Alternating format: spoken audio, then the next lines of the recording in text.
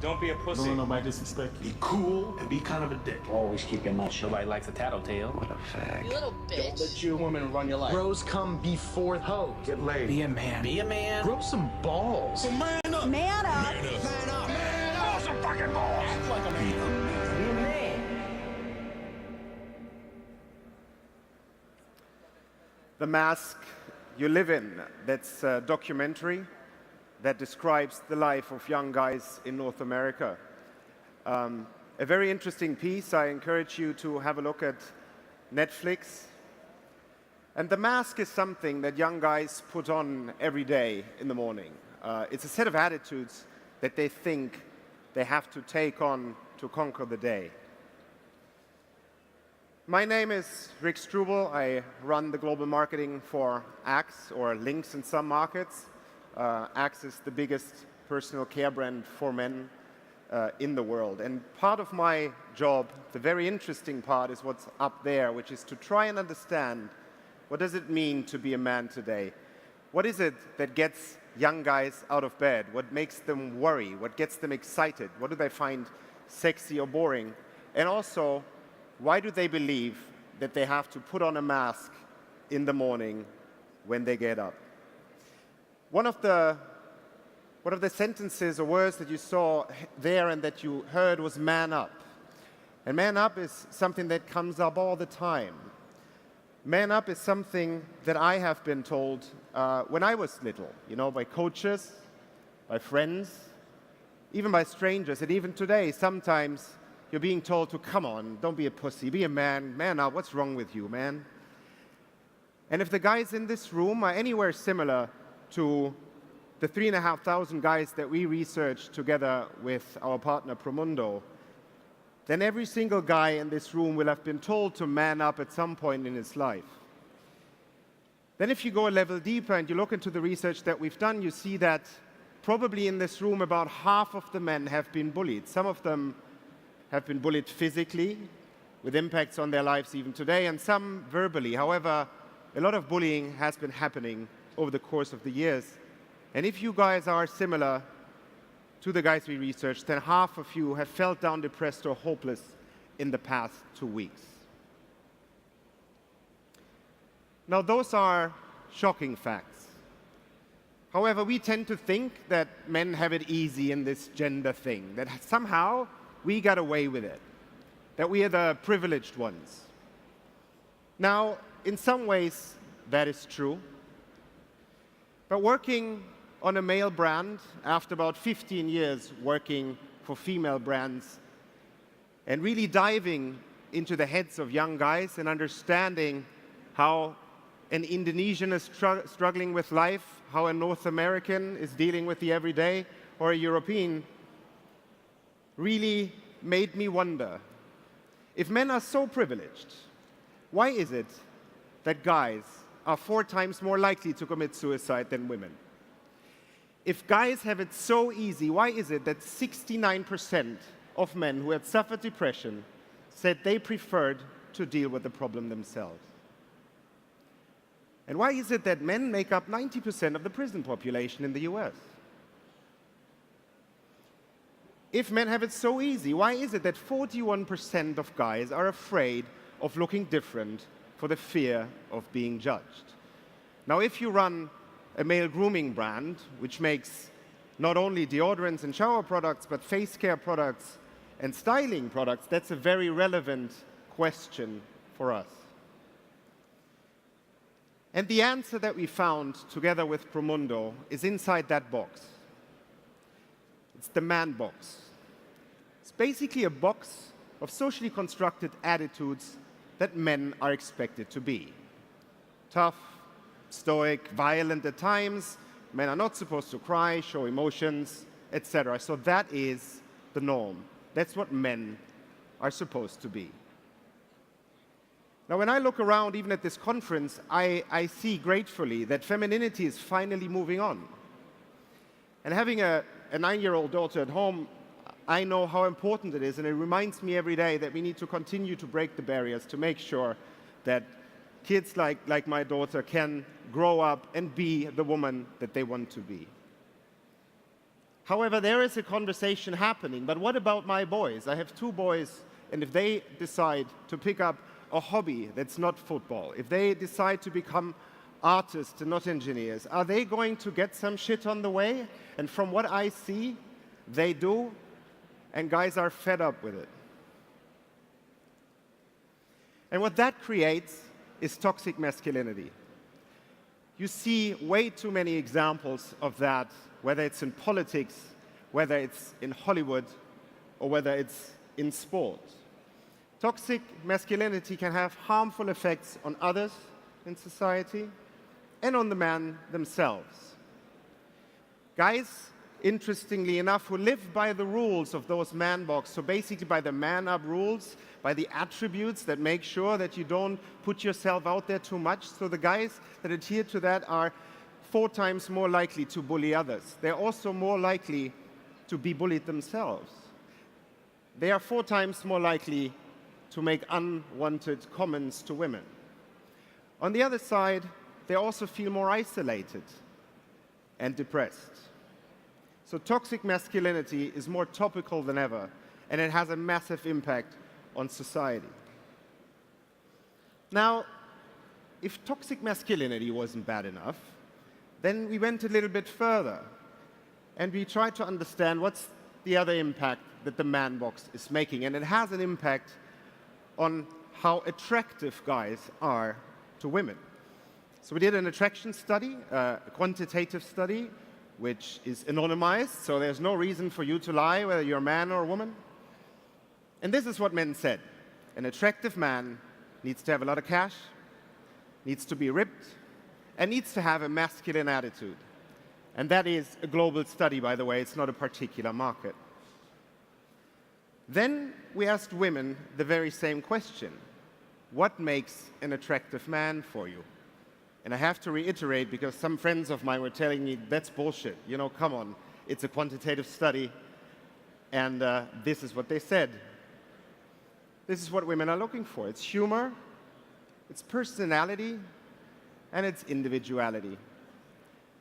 Now, unfortunately, all the attributes that determine the man box are in the way for those guys to be attractive, and they don't even know. So the man box is not only a very unhappy place for the men inside the box and the people around them. It is not only more violent than outside the box, but it is even in the way for young guys and older guys to connect to the opposite sex or the same sex. And ultimately, and now, you know, for those who might have been bored through the way, it is in the way for guys to get laid. So now, that made us think that being a brand that has been about attraction for 34 years, that it is about helping him in the dating game, we have to do something to our brand. And by the way, I wish I would have known all those things when I was 16. Boy, life would have been different. So we decided that we had to act as a brand and that we needed to change. And this is before the change, just to make sure we don't misunderstand each other. So we had to reinvent Axe, celebrating individuality as a core of our communication, and portraying a game of equals that those guys are telling us are actually, that's how dating is working today. It's not about conquest, it's about connection. Come on. So we started Six-pack. Find Your Magic. Who needs a six-pack when you got the nose? Or a nose when you got the suit? Now you don't need a suit when you got the moves. Or moves when you got the fire. Or fire when you rock those heels. And heels when you ride those wheels. Looks, man, who needs looks when you got the books? Or books when you got some balls. And who needs all that when you get the door? When you got the dough, the brains, the touch, the that's right. Who needs some other thing when you got your thing? Now work on it.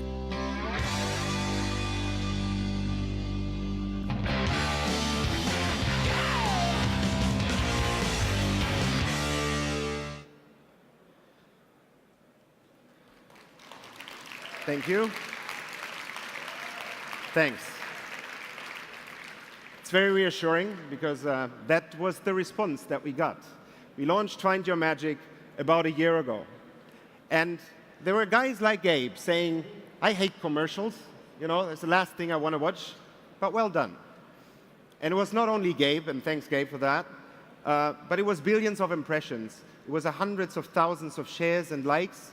And it was the individual responses that we got from men, but also from women, that made us understand that we really had something special here.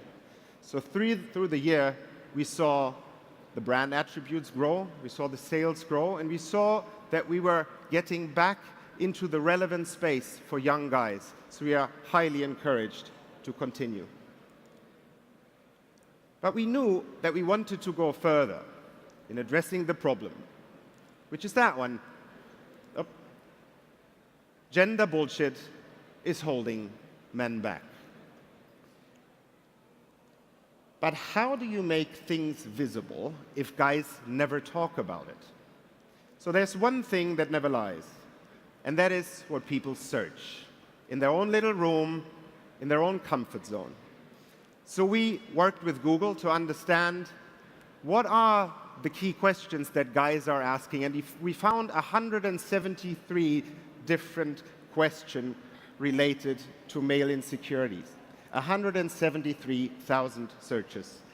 Then we identified the most common ones and the ones that have the most impact on their lives. We created a campaign to raise awareness that those questions are being asked, and we helped them to find the answers. So let's have a quick look at the launch film of Is It Okay for Guys? Is it okay to be skinny? Pass the ball, bro. Is it okay to not like sports? Is it okay to be a virgin? To experiment with other guys? Is it okay for guys to wear pink? Is it okay for guys to be nervous? To have long hair? To like cuts? To take a selfie? To shave you? To be depressed? To be scared? Wait, is it okay for me to be a little spoon? Come on, man. Is it okay?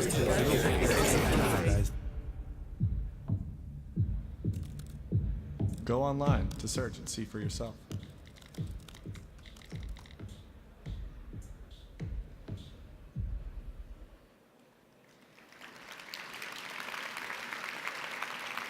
Thank you. Is it okay for guys to be themselves? Now, there were many questions. Some were related to relationships, some to guys' life, some to what should I eat? Is tofu okay? Is pink okay to wear? I don't know. Some of those answers we gave as a brand, and some we went to answer through our influencers and supporters. And here is Anthony Joshua, the world heavyweight champ. I'm going to show you an example in a minute. Then there were the more serious ones, and we don't feel comfortable to try and give answers when it comes to people who are really in trouble and who need support. So therefore, we made sure that those questions which go into the area of bullying and also into mental health were directed to our partners, Digital Label or Calm in the UK. So let's have a quick look at what AJ had to say here. Sorry, my favourite one, is it okay for guys to be the little spoon? The little spoon, what is that? In cuddling, be the little person, the person being cuddled. Oh, rather than the yeah. I don't know who's going to make me feel a little bit. Just hanging onto my leg. What do you think? Comment below. So AJ had fun with it, as you can see. Fantastic guy, by the way, and somebody who brought respect, I think, back to a game where a lot of shady things are happening. And Vladimir Klitschko was mentioning it here in the last 2 days. So I think a real role model, a great athlete, and a guy who has lots of humor. Now, this was the response that we got, from the media. Again, it was overwhelming. It seemed that we had untapped something that it's sort of there, but people don't really want to talk about it. Me as a guy, I sometimes feel embarrassed if I raise the issue that guys are going through, because the first thing that you get is a look. Oh, come on, dude, really? I mean, men, come on. So it's really reassuring that we see that we can have a conversation And that, you know, at the end of the day, sex is about duality, and we need to make sure that we pick up on all ends. So it was not only the big press, but it was people like this that really surprised us. You know, when would I have ever thought that Axe gets a positive mention from a feminist group? So thank you very much for that. But what's most important for us is that we get the thumbs up from our guys. And so we are going to continue to do what we are doing. We will continue to do the fun advertising that makes you laugh, that however portrays men and women in the game of equals that it must be.